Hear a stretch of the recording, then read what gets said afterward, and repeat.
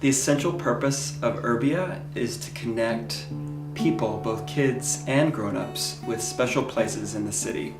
To connect them in a fun way that gets them out exploring places that they maybe have never been to before, as well as places that they have been to before but might not be that familiar with.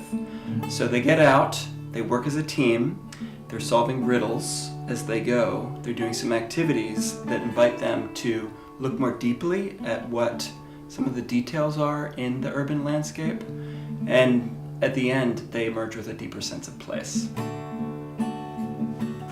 We really believe in experiential learning. We really felt like kids had untapped potential, that they have bodies and eyes and limbs that can move through a landscape and were intended to, and all they need is some guidance and some new skills to build confidence, so that wherever they travel, even an urban child can feel at home and confident in navigating their way through any kind of landscape. We kind of feel like getting lost is okay, and learning that feeling is not preventing you from going and exploring.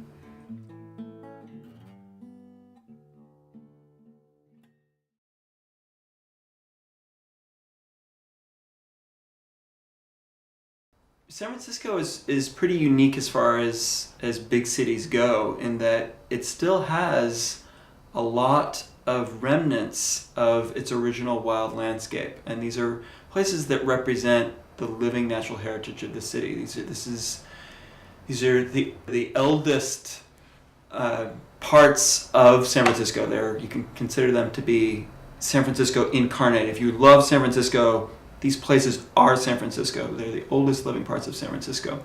Because we're in a city where there's a lot of distractions, there's a lot of noise, and a lot of interesting things that are vying for your attention, we felt that having a structured experience in the form of a treasure hunt provides the means to sort of settle down and focus in a way that you don't normally do in your day-to-day life in the city. Let the distractions and the stressors of the world kind of slip away, and let nature seep in.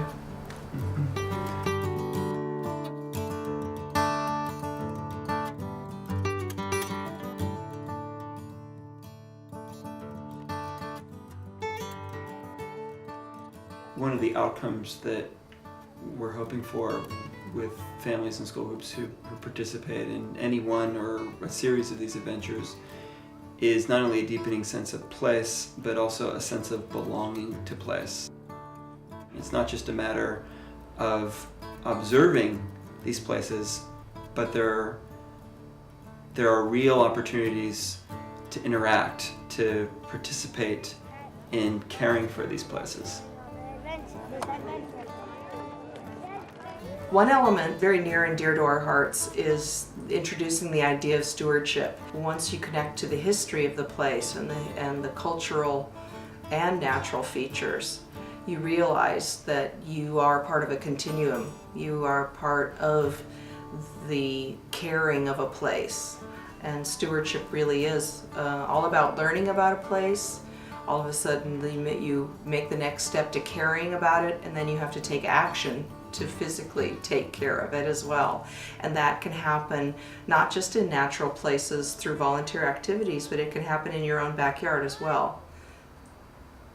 As you experience something, you cultivate a relationship to it, and it's out of our relationships to both people and things in our lives that our lives become meaningful.